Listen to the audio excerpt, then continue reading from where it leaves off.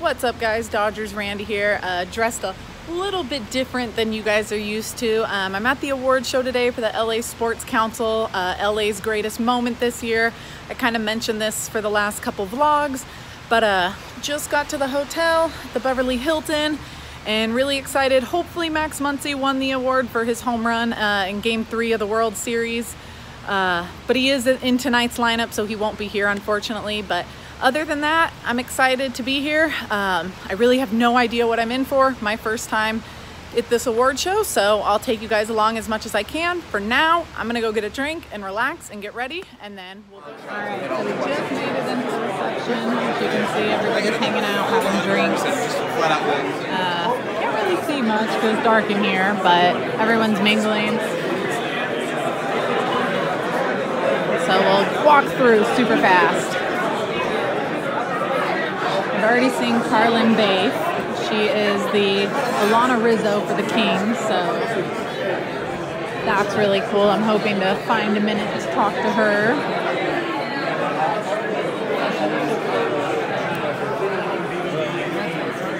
And they've got a silent auction going on in there with a bunch of sports memorabilia.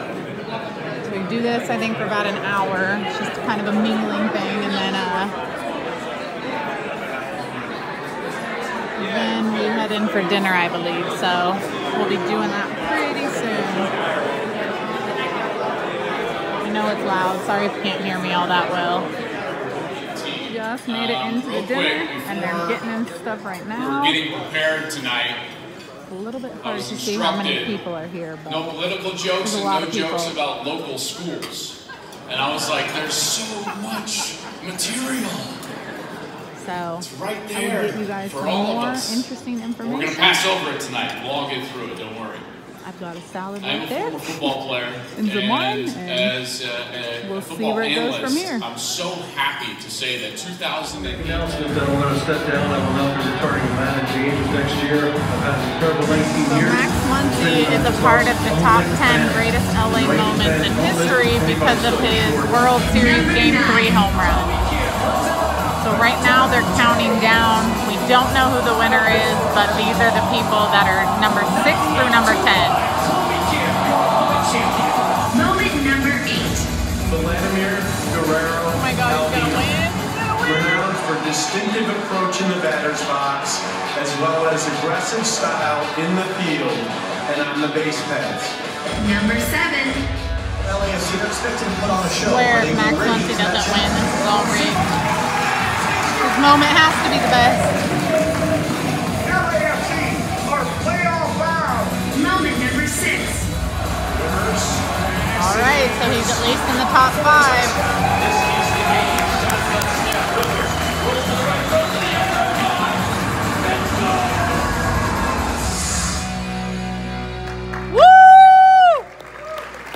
Season for the Chargers here in the next 2019-2020 season.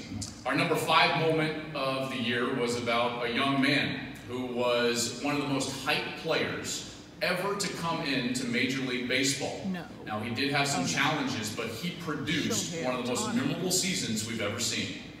No. Moment number 5. Oh, thank God. Billed as the Japanese Babe Ruth for his skills as both a pitcher and a hitter, Shohei Ohtani brought Showtime 2.0 to Anaheim, posting numbers not seen since the Bambino himself.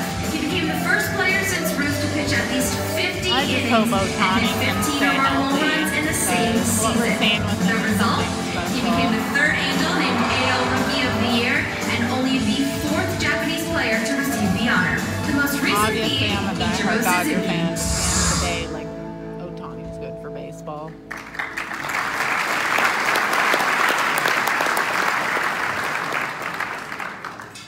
Being a champion. Long Beach native Chloe Kim is undeniably the coolest of them all. Snowboarding at the age of 4, Chloe was tackling the Swiss Alps by the time she was 8. She set her sights on Pyeongchang in 2018. All she did was dominate both the World Cup halfpipe and the X Games superpipe. Once at Pyeongchang, Chloe did not disappoint, securing gold before her 3rd hunt, Chloe challenged herself to do better, and that she did, landing back-to-back 1080s, an Olympic first. The Los Angeles Sports Council is proud to name the youngest Olympic snowboard champion, Chloe Kim, Sportsman of the Year.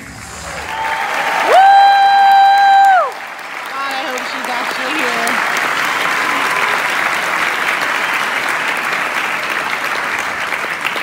So I've got a little bit of bad news. No! In order to do what she does, you've got to be a bit of a daredevil, right?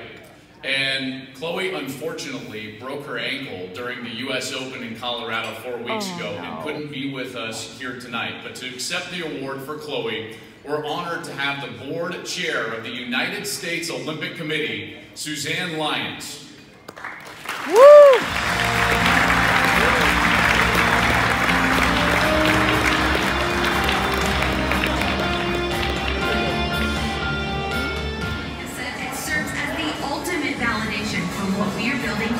What I know I can bring to the table is being committed to having excellence every single day. From a mindset standpoint, from how I prepare to run and press.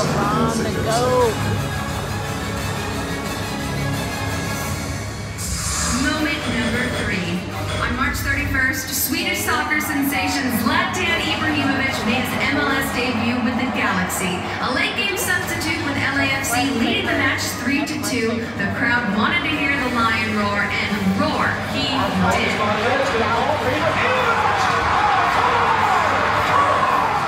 And then oh my God, guys. That means Max Muncy is number 1 or number 2. Woo! He's got to win it. The crowd wanted Zlatan, so he gave them Zlatan. Woo! Never gonna forget. Here's the deal. Yeah, there you go. You guys know those events in sports history that, you know, there's, what, 55,000 seats at given stadium. And as the years go on, you'll meet 400,000 people that all claim they were at that game. Well, one of those happened this year, Game 3 of the World Series, and that's number 2 on our list. Moment number 2. Down 2-0, the Dodgers entered Game 3 of the 2018 World Series desperate for a win. In a game that would eventually become the longest game in World Series history, Max Muncy stepped up to the plate in the bottom of the 18th inning. Muncy flies one in the air to left center. Back hit the wall, and it's gone! It's over! Gave me a chance to walk up and on. The feeling was just pure joy, and it's hard to describe how good a feeling that is.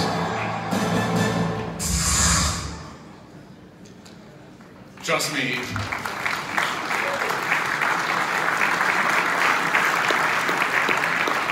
as somebody who works for Fox Sports, I can tell you there was no one happier than our executives when Max Muncy in the 2-0 series came back and won Game 3 like that in dramatic fashion. Moments like that are why we love sports, there's no doubt. In 2018, we enjoyed a revival of professional football here in Los Angeles, with both the Rams and the Chargers making the playoffs, and the Rams going all the way to the Super Bowl. Both teams had great stars, 2 of which were selected as our Sportsman of the Year. Sportsman of the Year, Aaron Donald, Phillip Rivers. With the Rams and the Chargers both sharing the best records in their respective conferences, it seems only fitting that they both share a Sportsman of the Year. Rams defensive tackle and reigning AP Defensive Player of the Year, Aaron Donald, anchored a smothering defense that kept opposing offenses in check. Twice named the NFC Defensive Player of the Month, Aaron tenaciously went after both man and ball, leading the NFL in 2 categories with 20.5 sacks and 25 tackles for a loss, all while forcing 4 fumbles.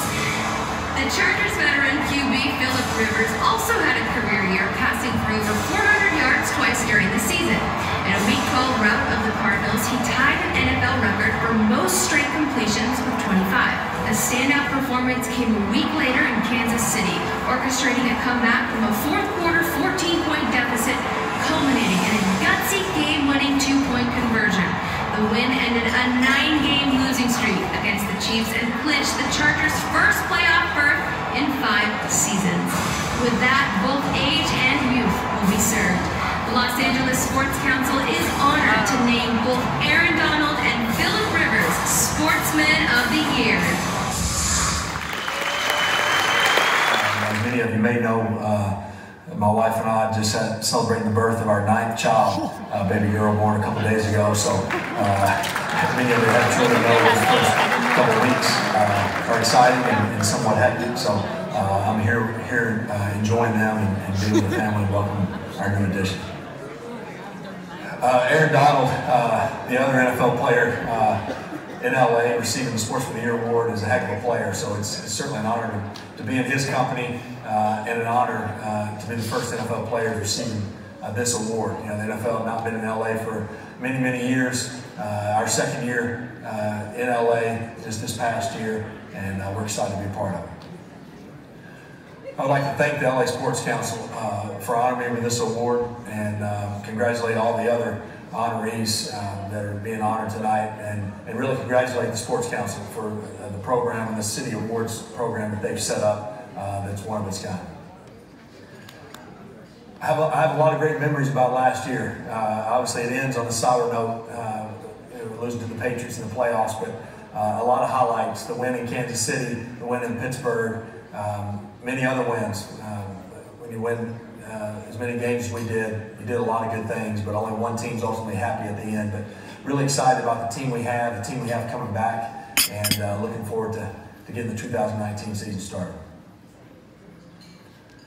I think this coming season can be an exciting one for our Charger football team. We have a nucleus in place that have been together some time. We have a nice mix of young and veteran players, and we've continued to get better. Our first year in LA with Coach Lynn, we went 9-7 and just missed the playoffs last year. You know, we get into postseason, win a postseason game, and then get knocked out in the divisional round. So hopefully we can keep climbing that mountain and reach our ultimate goal. Hello, Aaron Donald. It is much nicer to keep this distance from you. It's a little more comfortable being this far away from you than that 5 or 6 yards with you with your hand in the dirt. But congratulations on an awesome season, awesome career so far, and keep it rolling. Experience it, you know, just make you work a little bit more harder to get there. So, you know, we're gonna keep working, and we'll be back. If you could maybe quickly just speak to that Chiefs game. I mean, it was a special evening in Los Angeles, and I'm sure we'll hear more about that in a moment. But for someone that you know practices out there in that area, in the Thousand Oaks area, that particular evening, what was it like being on that field with that crowd, sharing that moment together? It was special. You know, it was fun. A lot of going back and forth. So you know, you sit down, they score, we score. It's like, let's go. Get back on the field, make a play. But you know, it was definitely a special game, a big game. You know, we made a lot of big time plays from defense to offense to special teams. Everybody did their part to help us to win that game. So you know, the fans was great, loud. You know, when you got a crowd like that and a game like that, it just makes it that much more fun. You hear a lot of purists say that defensive football at its core is the prevention of forward progress. What is your favorite part of being on that defensive line and playing football to prevent that forward progress? You get to hit somebody every single play. You line up, you got a guy right next to you, you get to hit them every single play. Sometimes it's one guy, sometimes it's two, sometimes it's three. So sometimes it's four with it. You got to try to find a way to do your job and try to make big plays, man. And that's the best thing, because you can score on defense and you can make big plays just like offensive players. So you know, I just love the defense. It definitely shows. There's a number of notable defenses in NFL history. Monsters of the Midway, Steel Curtain, Purple People Eaters, and of course, the Fearsome Foursome. Do you guys have a name, or can you describe maybe that front with you and Brockers and Fowler? We still working on it. You know, still working on it. We got a long way to be with the Foursome. Sure. So just having the history we got with that defensive line, and you know, we just trying to do our part to, you know, keep adding to that history and trying to make our own little history. So big shoes to fill, but you know, we're gonna keep doing our job. Speaking of that Fearsome Foursome, I love getting this on record because the Rams going to have a choice to make here in the very near future of all their uniform combinations. Which is the two-time Defensive Player of the Year and someone that helped take them to a Super Bowl? Which is your favorite? Yes, you do. Yes. Yes, he does. Woo! Get that on the record. All right. heard from Phillip Rivers there a moment ago. You faced off with him, against him in week 3. What was that experience like? What can you say about playing against someone who is likely a surefire Hall of Famer? Maybe did you have any interesting verbal exchanges? Because we know Phillip likes to talk. You know, it was fun. You know, anytime you play against a great, you know, you're gonna try to, you know, do your job. But you know, when you play against great quarterbacks, they ain't gonna let you touch them. They gonna get the ball out their hands quick. You know, he wasn't doing that much barking. He did a little bit, but not too much as he do in normal games. So I ain't have to bark back at him. So just chasing around, trying to make plays. Man, like, you know, I played him as a rookie, played him last year. So I watched him as a kid growing up. So I had the opportunity to be on the same field as that guy, and had the opportunity to play against him. You know, that's the type of things you dream about. You know, so anytime you get to play against a great, you can. On November 19th, the two became one when the Los Angeles Rams outlasted the Kansas City Chiefs 54-51 in a Monday Night Football Classic. Originally slated for Mexico City, the game was played at the Memorial Coliseum in front of a community struggling with dual tragedies brought on by fire and gun violence. As the Dickens novel begins, it was the best of times, it was the worst of times. With 4 fourth-quarter lead changes, the ultimate Ram victory ignited a cathartic eruption of love and support for a prodigal team which had just returned a year prior from a 2-decade absence. What happened that night was nothing short of the Rams once again becoming the Los Angeles Rams.